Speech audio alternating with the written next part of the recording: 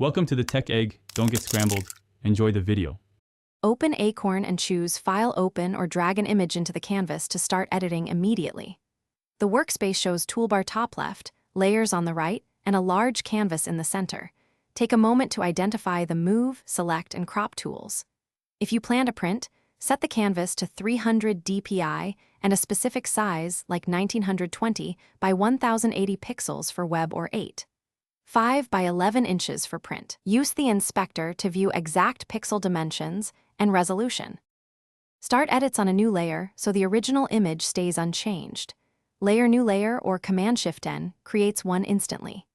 Use the crop tool to set exact dimensions like 800 by 600 px, drag handles or type values, and lock aspect ratio if required.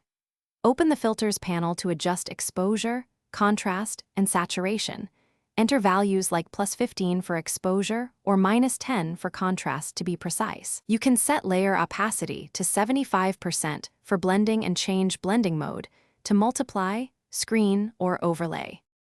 When finished, export with file export as PNG, JPG, or TIFF and set quality to 80% for balance, size, and fidelity.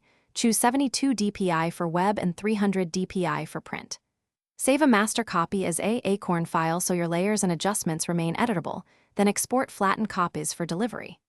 Learn keyboard shortcuts. Command-Z for undo, Command-Shift-Z for redo, B for brush, and V for move. For non-destructive work, use adjustment layers, masks, and separate layers for retouching. Thanks for watching. Consider subscribing if I helped unscramble your problems.